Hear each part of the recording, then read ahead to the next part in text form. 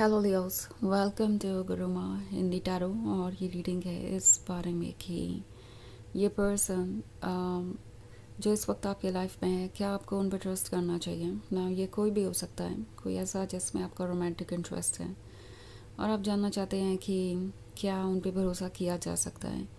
May be ये आपके x हैं या कोई ऐसा जिसका आप पे क्रश है या जिस पर आपका क्रश है, कोई फ्रेंड या मे बी कोई ऐसा जो इस वक्त आपके लाइफ में है और आप सोच रहे हैं कि ज़िंदगी भर के लिए क्या आपको कोई प्रॉमिस करना चाहिए उनके साथ, क्या ये पर्सन उस लायक है।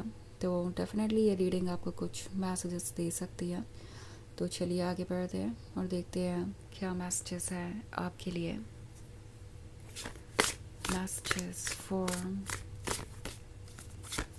लियोस।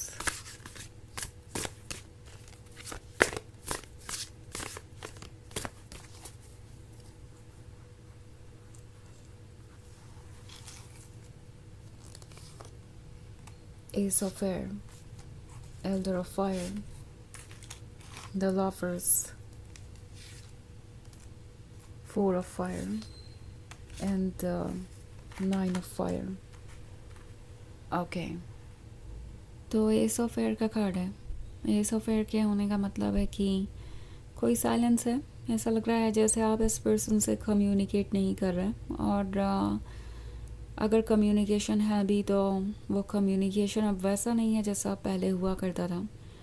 मतलब क्लियरली किसी चीज़ को लेके आप परेशान हैं एंड ये पर्सन उन चीज़ों को सॉर्ट आउट करने के बजाय सिचुएशन को इग्नोर कर रहा है। ऐसे एक्ट कर रहा है जैसे आप बेवजह ही परेशान हैं और आपको ही अपनी तरफ से अपनी परेशानी को इग्नोर करना सीख लेना चाहिए, बजाय उनसे ये एक्सपेक्ट करने के कि वो आपकी परेशानी सुनेंगे और उसे सॉल्व करने की कोशिश करेंगे। सो ये एस ऑफ एयर वाली सिचुएशन भी क्यों है वो भी बहुत क्लियर है यहाँ पे, क्योंकि द लवर्स के कार्ड पे अगर आप देखें तो लवर्स के बीच में कोई है और ये जो कोई भी है ये आपके रिलेशनशिप को मुश्किल बनाता जा रहा है, इंटरफेयर कर रहा है आपके रिलेशनशिप में। मे बी आपके पर्सन को मैनिपुलेट कर रहा है, उन्हें कंट्रोल करने की कोशिश कर रहा है, उनके ईगो को बूस्ट कर रहा है और उनसे ये कह रहा है कि वो तो आपसे भी बेहतर डिज़र्व करते हैं। सो उन्हें आप पे सेटल डाउन नहीं करना चाहिए, आप जैसे उनके लिए नहीं बने हैं। सो ये कोई फैमिली मेम्बर हो सकता है, कोई फ्रेंड हो सकता है या मे बी कोई ऐसा पर्सन जो आप दोनों के बीच में आ गया है या पहले से था, लाइक इनका एक्स, कोई ऐसा जो इनसे रोमांटिकली अटैच था, ये डिस्ट्रैक्ट हुए बीच में और इन्होंने आपको किसी के साथ चीट किया। या मे बी ये किसी ऐसी चीज़ के बारे में हो सकता है जो शुरुआत में इस पर्सन ने आपसे छुपाया आपके क्लोज आने के लिए, लाइक वो मैरिड थे या कमिटेड थे किसी और से। सो ये जो कोई भी है ये इस रिलेशनशिप को मुश्किल बनाता जा रहा है एंड ऐसा नहीं है कि आप सिर्फ इस थर्ड पार्टी को ही रिस्पॉन्सिबल ठहरा सकते हैं इन प्रॉब्लम्स के लिए। आपका पर्सन भी इस थर्ड पार्टी को इम्पोर्टेंस दे रहा है, वो इस थर्ड पार्टी को सुन रहे हैं क्योंकि उन्हें लगता है कि ये थर्ड पार्टी उन्हें ज़्यादा अच्छी बातें कह रही है। इट्स लाइक उनके ईगो को बूस्ट करना, उनके बेहतर फ्यूचर के बारे में बातें करना। उन्हें लगता है कि ये थर्ड पार्टी उनके लिए ज़्यादा अच्छी है, उनकी वेल विशर है।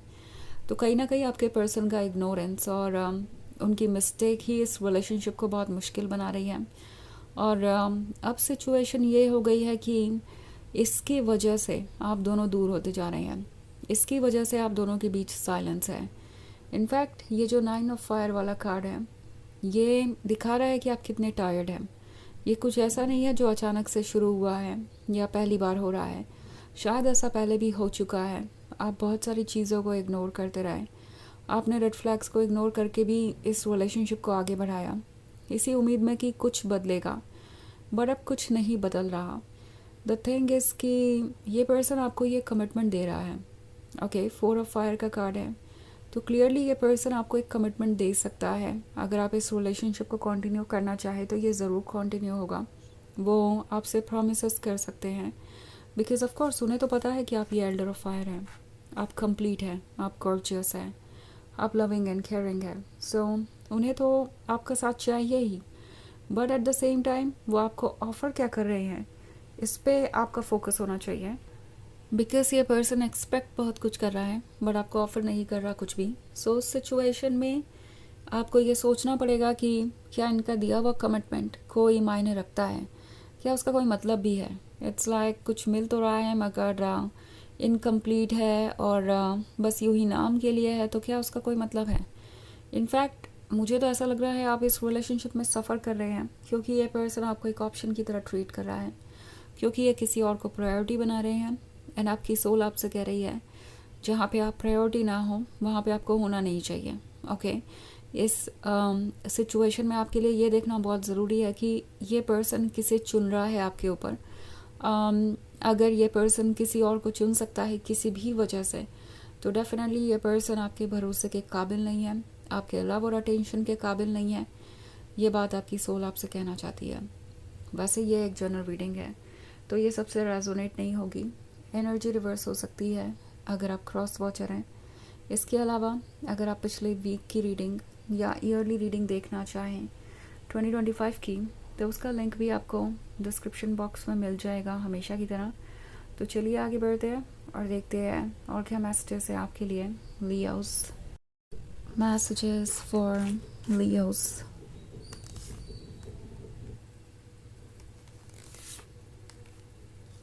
Ace of Fire, Knight of Earth, Six of Air, and Seven of Fire. Okay. So Ace of Fire का कार्ड है। टैरो आपसे कह रहा है कि आप जो चाहें वो अचीव कर सकते हैं। अगर ये रिलेशनशिप आप पाना चाहते हैं तो ये आपके ठीक सामने है। आप इस पर्सन से इमोशनली अटैच थे, तो हो सकता है ये पर्सन इस वक्त आपके लिए लाइफ की सबसे इम्पॉर्टेंट चीज़ हो, प्रीशियस चीज़ हो।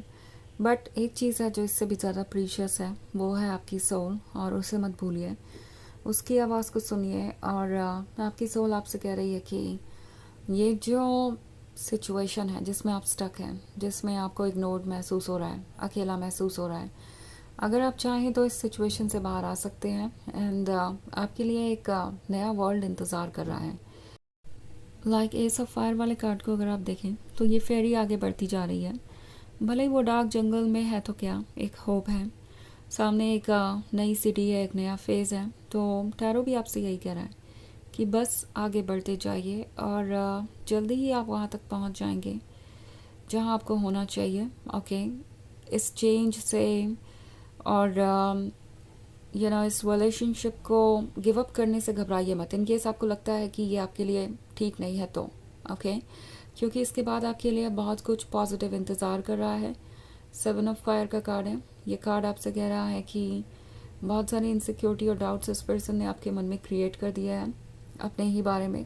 हो सकता है आप ये सोचते हो कि क्या आप इनके लिए काफ़ी नहीं हैं, या क्या आप में कोई कमी है जो ये पर्सन ऐसे एक्ट कर रहा है।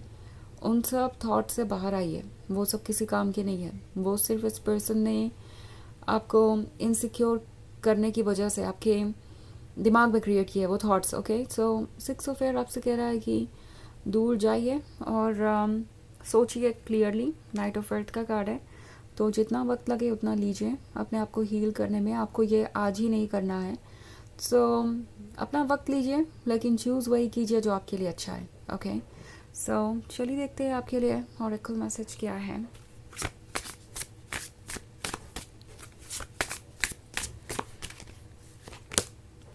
Candle. Even the smallest light can illuminate the darkest paths.